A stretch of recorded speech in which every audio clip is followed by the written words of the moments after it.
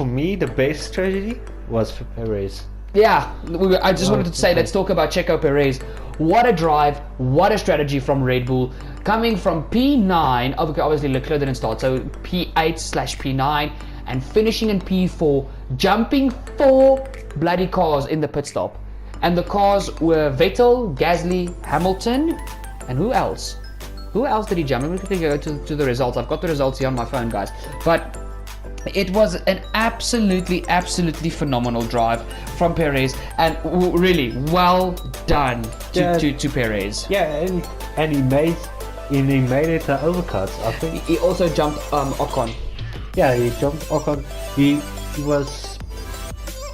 I think that's why in the first turns he wasn't so punchy, because he was like still behind everyone, and then all of a sudden he was ahead of them. Yeah. He conserved his first turn. He did soft sides, he conserved them, he looks after him, because I think he is like, okay, when he realized the overcut is the way to go, he was like, okay, I need to look after the tires and go as deep as possible and go for that gap, and he got that gap. And I mean, all he did in his first turn was made sure that he stayed just within like 1 to 1.5 seconds of Lewis. And as soon as Mercedes pitted Hamilton, Perez was setting purple laps. I think he set something like 3 or 4 purple laps in a row as soon as Hamilton pitted, and he just kept pushing. I mean, he even pushed so much when Verstappen was starting, or Red Bull was starting to prepare Verstappen's pit stop. The commentators said that Max would come out ahead of Perez, and by the time they pitted Max, Perez was ahead of Max. Yeah. And they told Max, back off, let Checo do his thing, he's pitting very soon. Because Verstappen had the gap to Sainz, now because Bottas was now out of the race. So he had the gap to Sainz, so he could hold back a bit. And that part of the strategy where they just told Max, relax, you still got the lead, just let Checo do his thing.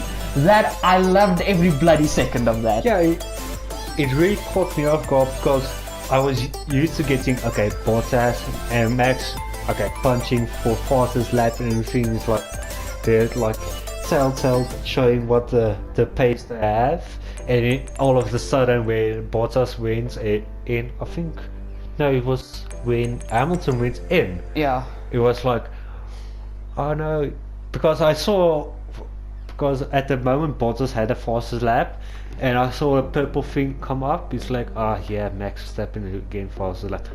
No, wait, it's Perez. Yeah. Like, oh. Yeah, it's not the Verstappen, it is Perez. No, Checo, on conserving his tyres in that first stint, was an absolutely phenomenal job, and he just maintained the pace of that car through the entirety of that race. Perez, I feel Perez is like me playing the F1 game. He's not the best qualifier, but he shows up on Sunday. He always shows up on Sunday. Yeah, and that's a good thing. If you show up on a Sunday, that's where the points are. Yeah, I mean, no points for Saturday. Imagine that. Oh, no. We're also, guys, pretty soon we're going to make a podcast about this new format for Silverstone, Monza, and Interlagos with this whole new sprint qualifying thing. We're going to do that pretty soon. I've got all the info already. We'll do a podcast about that, because those weekends, I'm so excited. I can't wait. I know most of the F1 community are not for this idea. Me, on the other hand, I'm looking forward to this, because I think it can really spice up Formula 1. But there's also a very few negative points about it. But we'll do a podcast about that. Heading in towards the team of the bloody weekend, Aston Martin. What a drive from Lance Stroll and Sebastian Vettel, and hats off to the Aston Martin strategists. What a race. Yeah, like, they clearly wins. They realized they have the pace, and for me it was just... Sorry, I'm just untangling Boosted's wire here. And they realized they have a shot when Vettel wins to Q3. Oh, Stroll was also there. No, Stroll fell out in Q2. I think Stroll qualified in P13 or P12. But anyway, I think they realized to be honest, I think they were more on the race pace. Yeah, than they worked the- a lot on the race pace throughout practice. That's one thing that I actually gave attention to, because they were nowhere in the quali runs. They were like just quicker than Williams. Like, I mean, fractionally quicker than Williams. So they definitely worked on race pace this weekend. Yeah, they worked on race pace, and I think they were like over the moon when they were working on a race pace, and Vettel still got the car in Q3. So I think if they can keep that up, that type of mentality of working on the race, because that's where the points are, and be happy if the car is faster than they think in the qualifying. And just look, Stroll made a few mistakes this weekend. I mean, obviously we know about the replay when his teammate was battling Gasly. They decided, let's skip to the other Aston Martin, and he made that mistake where he jumped over the swimming pool chicane, the curb. I think he locked up twice into the first corner into Saint-Devote, and he nearly lost it at Casino. There was a replay at a stage in the race where he also had a bit of a tank slapper going through Casino. So Stroll was really on edge, but I think it's because Stroll literally drove the wheels off that car. So Stroll had a little bit of a mistake-filled weekend, but I mean, experience counts. Bloody hell, Sebastian Vettel drove fantastically this weekend. I mean, that side-by-side uphill with Gasly, I was like, please don't take each other out, because Monaco is so tight. And yet Vettel just kept calm, and he just made sure that he kept the inside line heading into Casino. Yeah, that's where the experience shined out of him, because he kept calm. But I promise you, the pit lane, his pit wall talked to him when he was driving out in that 80 km per hour pit limits, and he was like, can I end it, I want to drive, because that was cutting it close. No, that was cutting it close, but I mean, beautiful overcut. But now, like you asked me in the beginning of the podcast, do I think Ferrari is back? Here's my question to you. Do you think this is the momentum boost that Vettel needed? Yes, it was a momentum boost that Vettel needed, and what they did with the eye patch, that was just for me. Oh man. Yes, because that just shows me Vettel is getting more in touch with the relationship, that relationship and support he needs. Yeah, he's now got us a team that supports him, because Ferrari went and supported Leclerc. They basically threw Vettel away. Yeah, he's got a team now that wants him there.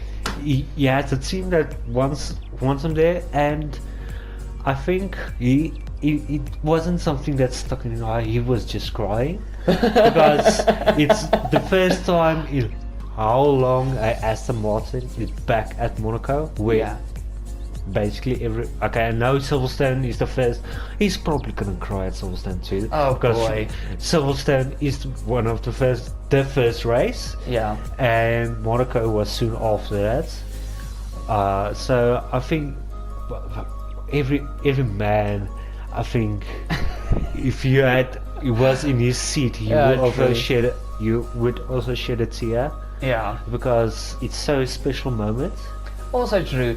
Guys, just quickly for those of you guys that don't know, Vettel literally in practice 1 on Thursday, he went on team radio and told the team he was bleeding from his left eye, and the team asked him, do you want a box? And he said, no, I'll just keep driving, I'm just enjoying myself.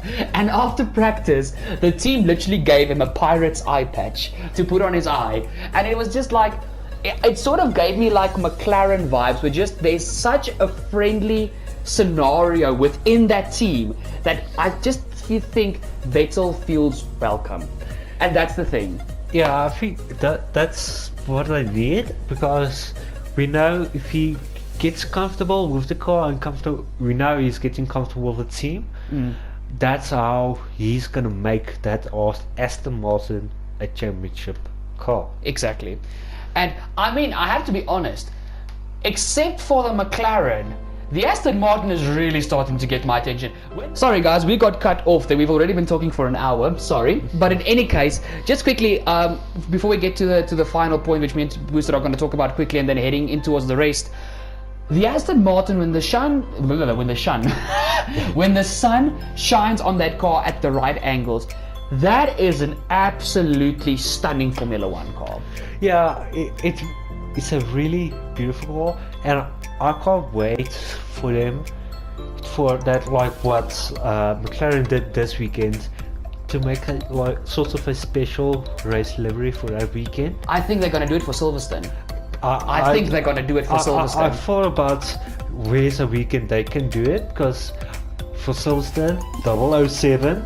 Okay. 007 is like, oh, that's a perfect opportunity. And you know what? Also, that Aston Martin, you know the GTE cars, that lime green, like that neon green. Yeah. If they can do accents like that on the,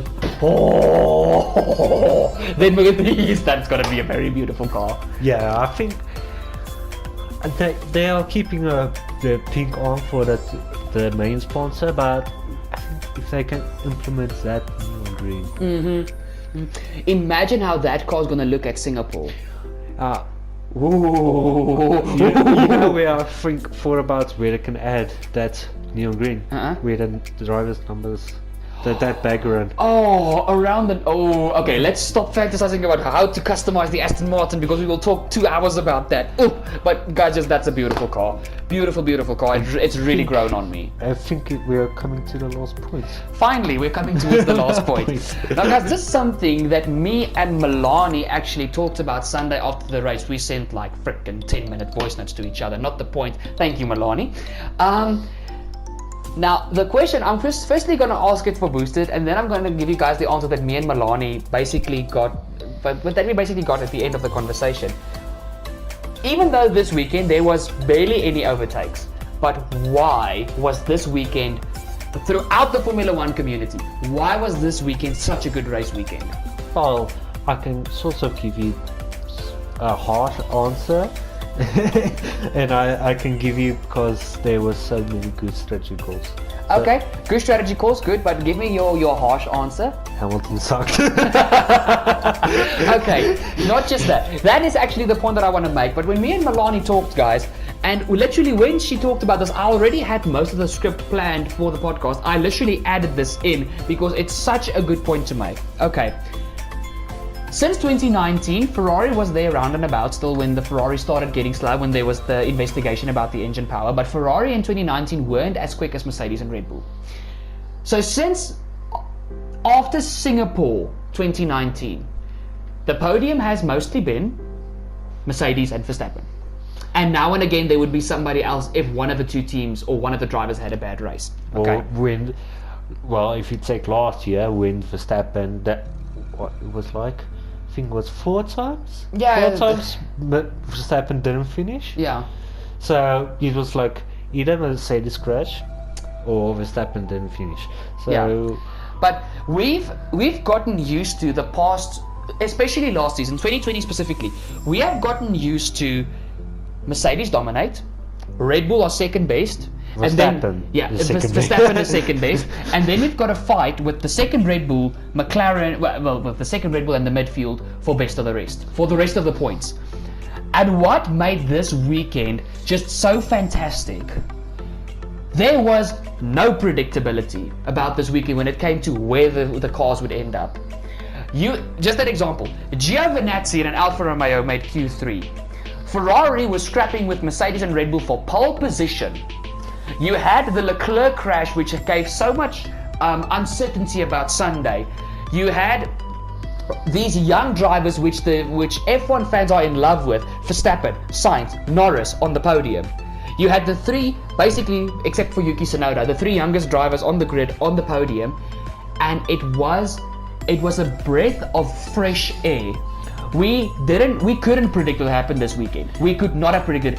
If you think about after Spain, do you think anybody in the world would have said Ferrari won to Monaco qualifying?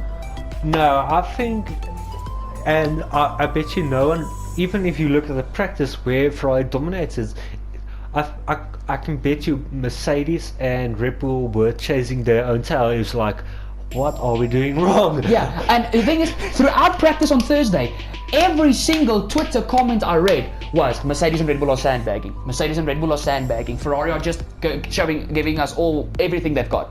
And what happened on Saturday? Mercedes and Red Bull were still chasing their tails because Ferrari were just there. And you had Norris in the mix because Norris was on pace. Norris was quick on Saturday. Yeah. You had Gasly also fighting. And I mean, just a stupid thing to add, but he's got a soft spot in the F1 community. Vettel made Q3.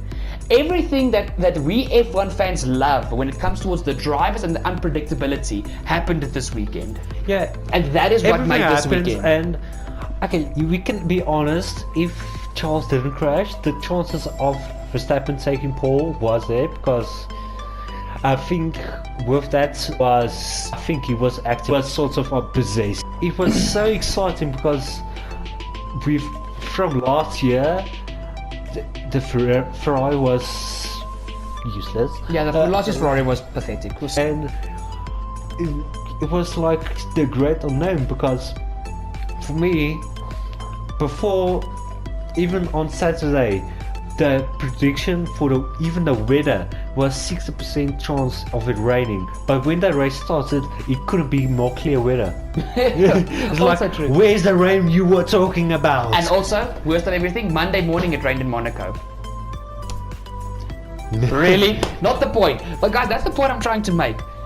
This weekend, even though it wasn't an absolutely action-packed race with a crash and a safety car and 120 overtakes, it was, besides the amazing strategic race it was, I mean, chess on a track, everything this weekend just happened so differently and something we haven't seen in so many years. We didn't see Mercedes dominance. We didn't see Verstappen in P3. We saw everything. We always go for these bold predictions. We saw one massive bold prediction throughout this weekend. Yeah. And that is what made this weekend such a fantastic Grand Prix. And that's when you talked about the safety car. That's the other thing that was not predictable.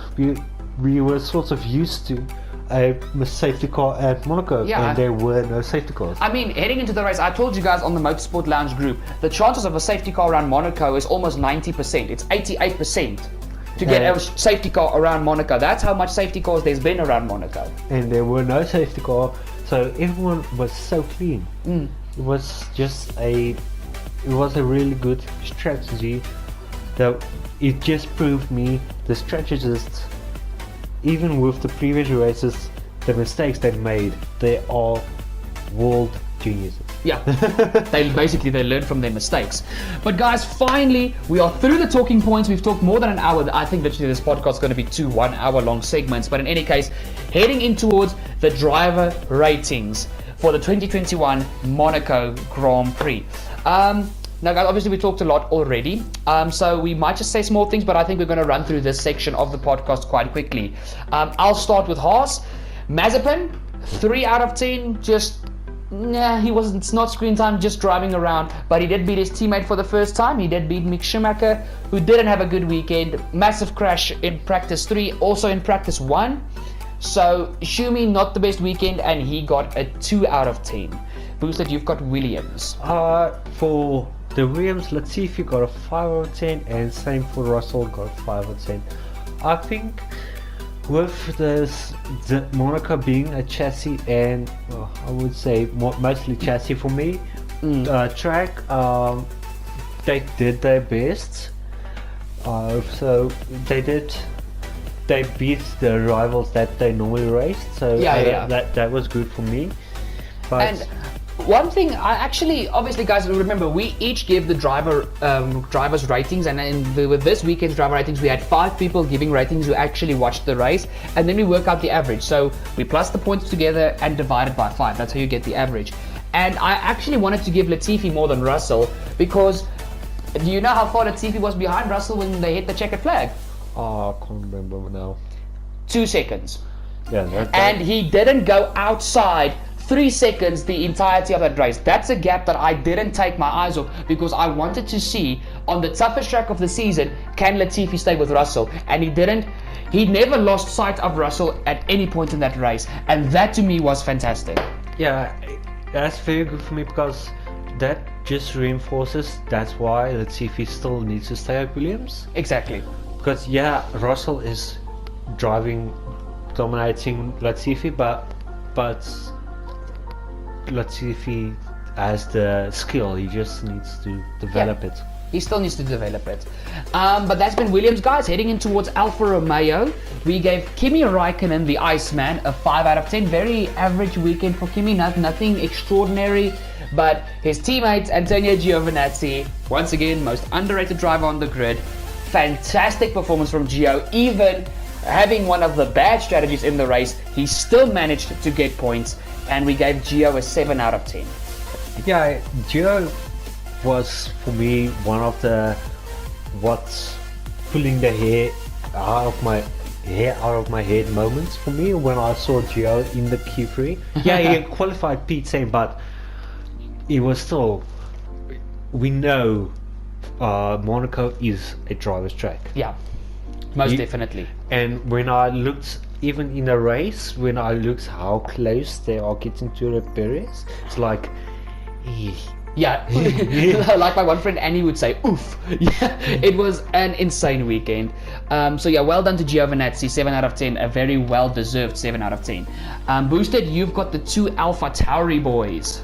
Okay, we don't want to be so mean, but Tsunoda, he still needs to get.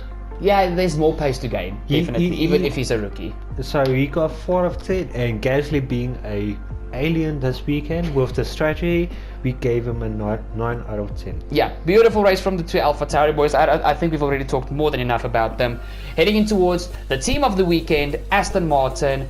Lance Stroll got an 8 out of 10 after the average was worked out, and I was so disappointed with freaking Demi because she cost Vettel a 10 out of 10, but Vettel gets a 9 out of 10. Demi was quite harsh on Vettel. She feels it was just a little bit of an overrated moment, which I don't agree with her on, but not the point. Yeah. So Vettel should have had a 10 out of 10, but he got a 9 out of 10, which is still solid points. Well done from Sebastian.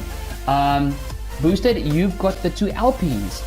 Ocon, he is really good. He was in the P9. He ended in front of Giovinazzi. They were battling for the final 2 points paying position. So he got 8 points, and Alonso, I don't want to be mean, but no, bad weekend from he had a bad weekend. And you sent me before the race started how confident the 2 Alpine drivers felt, and I think that sort of cost Alonso for me. He got 4 out of 10.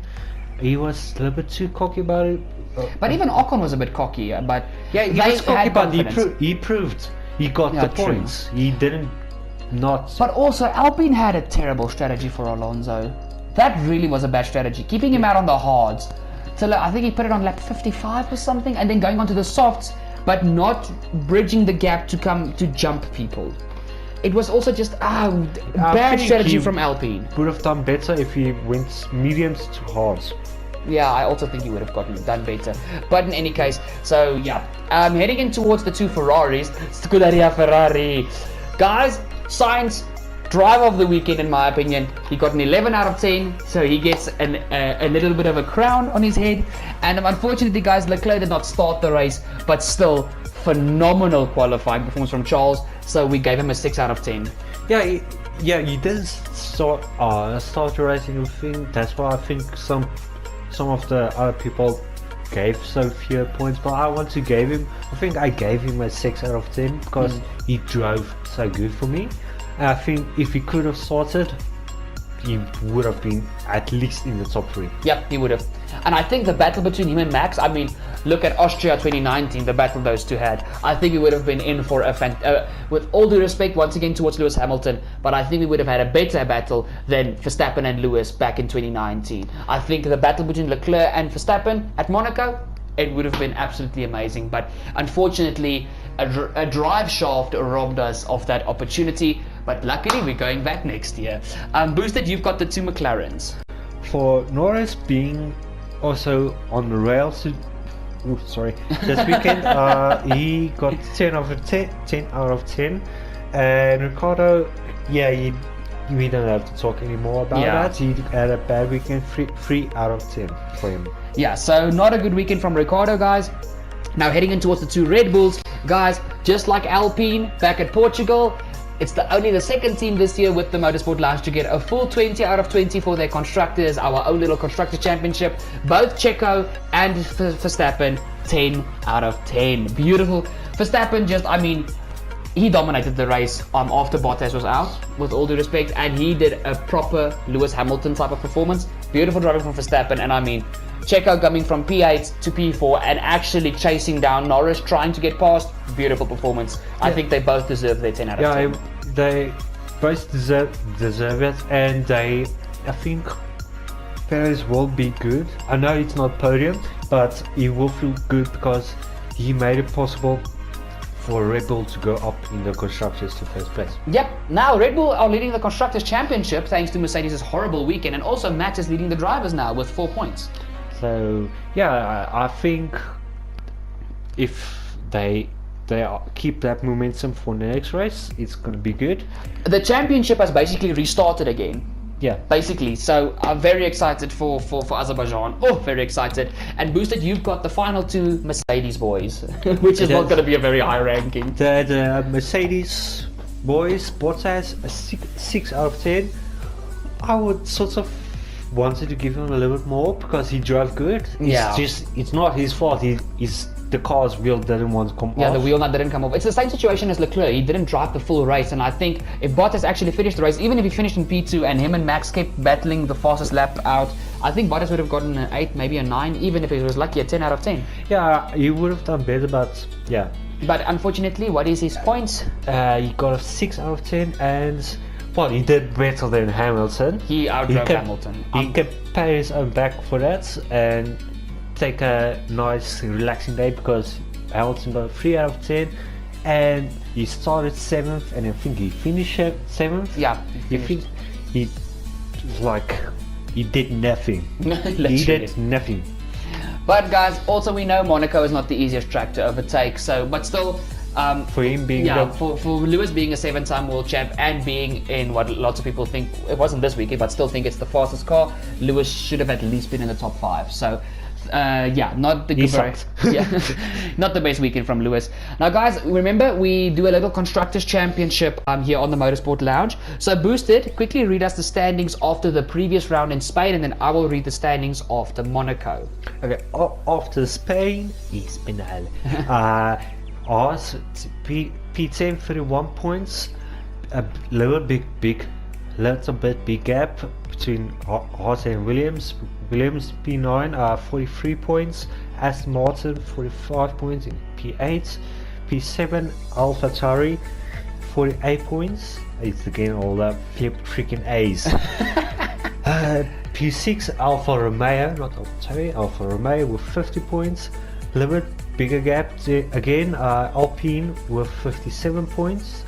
P4 Mercedes with 60 points, McLaren P3 with 65, and Ferrari really close to Red Bull in P2 67 and Red Bull in first place still 68 points. Yeah guys, that was the standings after round 4. Now after this weekend in Monaco, standings after round 5, Haas are still in P10 with 36 points, just falling further back from the rest of the pack. Williams are still occupying P9 with 53 points. AlphaTauri are now in P8 with 61 points. Tied for 6th position is Aston Martin and Alfa Romeo on 62 points. Well done to Aston Martin, they really had a solid weekend, so their points have really shot up. After that, tied for 4th position is Alpine and Mercedes on 69 points, the magical number. And then in P3, we've still got McLaren on 78 points. P2 is still Ferrari on 84 points, now on 84 points, and still leading the way is Red Bull Racing Honda on 88 points, but the battle between the top 3 are still very close between McLaren, Ferrari and Red Bull. Now guys, a quick new thing for this podcast. We decided to also do our own little drivers championship, but this is only to determine who would be the driver of the season come the end of the season. So just like every race, we give every driver a point out of 10. Those points are going to be plussed together, and then the drivers are going to be put into our own little Constructors Championship to see who was the best and who was the worst driver of the season. So Boosted, you've got 20th to 11th, and then I'll do the top 10. Okay, last place, but no surprise, where he's normally.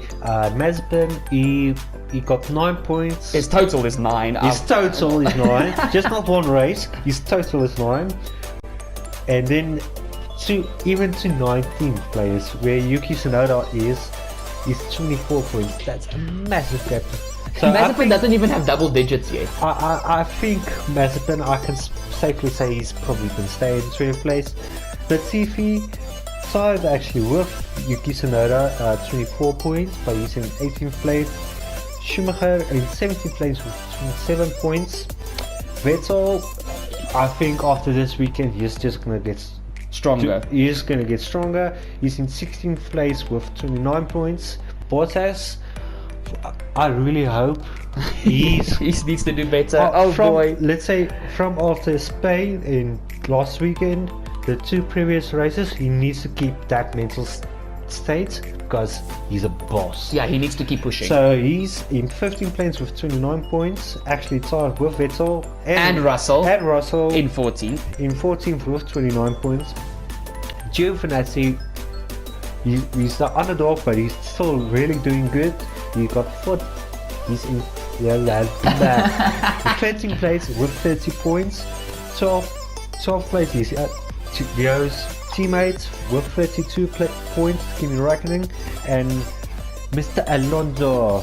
I think you didn't expect him to be so low, but yeah, he's 11th place with 33 points. I actually expected Alonso to be lower because he hasn't really clicked this season yet, but I'm still glad he's in 11th. Hopefully he can just get a top 10. Guys, also this little championship will only be read to you guys after every 5th race. So it was now round 5. The next time you guys will hear about this will be after round 10, and I think that's Silverstone if I'm not mistaken. Now, heading in towards the top 10, tied with Alonso actually on 33 points, but a driver I feel personally has been doing a bit better than Alonso is Daniel Ricciardo in P10 on 33 points, and those two are also tied with Lance Stroll, who's I think out of the number 33 points has been the best driver of the 3. Lance Stroll is in 9th. 8th place is Esteban Ocon on 36 points, tied on points with Pierre Gasly in P7, also on 36 points. You've got Sergio Perez in P6 on 40 points, tied with Lewis Hamilton in P5 on 40 points. But I feel certain stages Lewis has been the better driver throughout the season once again. Then in P4 is Carlos Sainz on 41 points. P3 is Charles Leclerc on 43 points. P2 is Scenario 8 Lando Norris on 45 points. And so far as the standings stand, the driver of the season is Max Verstappen on 49 points, but that will, I think, will change throughout the season as we keep going. But guys, that's the standings now. You guys will get the standings once again after round 10. Now, heading into the fun part of the video. And what a weekend it was for predictions. So, Boosted, I will do... Okay.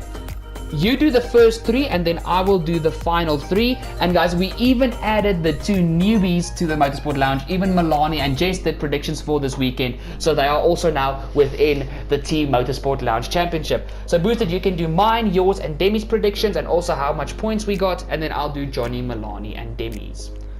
Okay, you went with a wet quali or race. Tried to go bold, didn't work out. There was a 60% chance on Sunday. I was close. It was close, but no cigar. No cigar. Then both Alpha Tauri's quali in the top 10.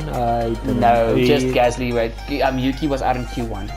Yeah, and Vettel in the top 10. That's where you scored your 5 points. Because finally he finished 5th. Yeah, so, I actually should have said top 5, but I wanted to be safe. And my predictions was top 10 finish with penalty. That didn't happen. Unfortunately, nobody had a penalty within the top 10. Hamilton qualifies out of the top 3. Well done, you got a point. I got there 5 points. He qualified P7. Perez top 5. He finished top 4. In 4th place. That's where I'm out of 5 points, so I got 10 points. You nearly got a full 16. Well done. You had a good weekend. Almost. Demi, wow, she scored points. Damn. Ferrari top 5. That's where she scored a points. First lap crash. I mean, it's Monaco. Well, That's a very reasonable prediction to go for. That was a reasonable prediction, and it unexpectedly didn't happen. Yeah. And then the third one, Hamilton P2 finish. He was nowhere to be he was seen. 7. So at least she got 5 points. At but least. now, guys, heading in towards Johnny's predictions, he said, guys, it's the first time Johnny has not scored points. He's getting a 0 for Monaco predictions. He said Alonso top 10. Which is not true. Ricardo top 5, which I think we all expected, because we know how strong Ricardo is at Monaco, but Ricardo just didn't click this weekend. And then he said Perez and Bottas battle for the podium, which unfortunately did not happen. But I think if Bottas was still in the race, there could have been the chance for that, but unfortunately not. Then Milani, she said Ferrari podium. So already in her first predictions, Milani is on the board with 5 points. Then she said a battle between Max and Lewis, which unfortunately did not happen because Max was dominating and Lewis was nowhere. Max lap Hamilton? No, I think the last car to be lapped was P8, so Lewis was the next car to be lapped. You are Oh, that would have been bad. In any case, and then her final prediction was that Mazepin would spin somewhere, and for the first weekend, Mazepin did not spin at all. Practice, qualifying, nothing. Mazepin really had, well, to Mazepin standards, he had a good weekend. And then finally, Jess's 3 predictions were that Hamilton crashes, which that was a very bold one, but unfortunately not. Verstappen podium, he got first, so she gets 5 points for that. And Ocon top 10, which gets her another 5 points. So Jess has really started off very well for this little championship we have within the Motorsport Lounge. So guys, the standings after the predictions of Monaco: Milani is occupying P6 with 5 points. Jess and Demi are tied for P4 on 10 points. And then here's the big one. Because Johnny got no points, Boosted got 10 points, and I got 5, we 3 are tied for first position on 20 points each. So heading into Azerbaijan, I think the predictions are going to get very competitive from now on. Oh yes. Then, now, guys, heading in towards the 2021 Azerbaijan Grand Prix, Johnny and Jess have not yet sent us their predictions. They are really busy with their jobs, but I will put the predictions up on screen. But we do have Demi's, and then myself, Boosted, and Milani's. So Boosted, you can read mine and yours, and then I'll read Demi's and Milani's. Okay, for you went with someone crashes at the castle station. Not Leclerc. Oh, please not. I don't want another I am stupid moment. Please not. Please. Ferrari top 5, which after this weekend is a possibility. And then I lost my face. Russell points. I think this weekend is Russell's weekend to get points. Williams have always been strong at Azerbaijan, even when the car was weak. And I mean, after I watched the 2017 Azerbaijan Grand Prix, I mean, Stroll got P3. So I'm hoping Williams show up and that Russell can finally score points for Williams. And my predictions was Bottas top 3 because he always did good around Azerbaijan. Safety car. I can't remember how popular safety cars are. There's a big possibility for a safety car. I don't think there has been an Azerbaijan Grand Prix without a safety car yet. So I think it's basically 100% chance so far. Vettel top 10. So you've gone with Vettel top 10. Okay, interesting. Now guys, like I said, Johnny's predictions and Jess's predictions will be up on screen. But for now, Demi's predictions, she says there will be 2 safety cars. Ooh. I'm getting 2017 flashbacks here. Alpine double points finish. I really hope for that one, but that's a bold prediction. And she says in qualifying we will have a yellow flag, meaning somebody goes off or there's a crash. Very big possibility. I can see Demi is going for a more safe prediction so she can actually get into this little championship. So I'm looking forward to see if Demi's predictions come true. And then Milani's 3 predictions are a crash within the first 5 laps of the race. Big oof there. A Ferrari top 4. So she expects Leclerc or Sainz to get P4 or higher. Ooh. Ish. And then she said one of the Red Bulls will be on the podium, probably Verstappen. But you never know, maybe Perez outdrives Max. You never know. I can't remember how good Perez is around. Perez is good around around Baku, but he has had a lot of bad luck in the past. So, like I said, you don't know. I mean, after this weekend in Monaco, how can we predict? How can we predict after this weekend in Monaco? But guys, finally, after talking your ears off for probably an hour and a half now at least. Probably. I will see what I can cut out, but there's not much we can cut out of this podcast. But still, that's why you do a podcast. Guys, that has been this week's podcast for the Monaco Grand Prix. We will see you guys again in 2 weeks after my favorite current track on the calendar. Not my favorite track of all time, but my favorite track on the current calendar, especially if you watch my F1 2020 videos or my F1 gaming videos, you will know I love the Baku City Street Circuit in Azerbaijan, and this is one of the races I am the most excited for throughout the entire season. This, Monza, Spa, and Singapore, and Monaco. Those 5 are the races that I always am stoked for. So, yeah, Boosted, any thoughts for you heading towards Azerbaijan?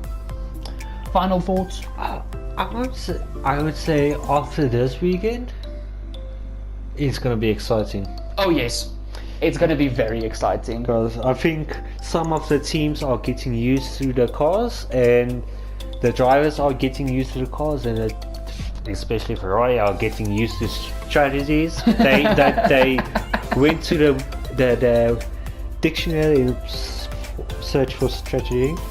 They now understand what that word means. So after this weekend, it's going to be fun. Yeah, it's going to be a fun weekend. My final thoughts on Baku. I'm just expecting an absolute slobber knocker of a race. I mean, Baku has always hosted fantastic Grand Prix, and I just think we're going to have a bloody fantastic race. So, guys, that's been the podcast. Thank you so much for watching. If you are still here, thank you so much for staying till the end. Please make sure to go check out the links in the description down below. To check us out on social media. I'll even put in the social medias of my very beautiful Motorsport Lounge friends here, so you guys can go check them out on social media as well. Please make sure to drop a like on this. Probably this podcast is going to be split in 2, so please make sure to drop a like on both ends of the podcast. And if you are new to the channel and you are not yet subscribed, what are you doing? Hit the subscribe down below, and don't forget to ding that bell to never miss a future video here on Turbo Fox RacerZ. Thank you very much, Turbo. Oh, Turbo. Oh man, I was stupid. Boosted, say your goodbyes. I think after that much talking, cheerio and see you later. Yes, we're gonna go take a nap. Guys, enjoy the rest of your day. I love you guys, and I'll see y'all for the next video. Cheers!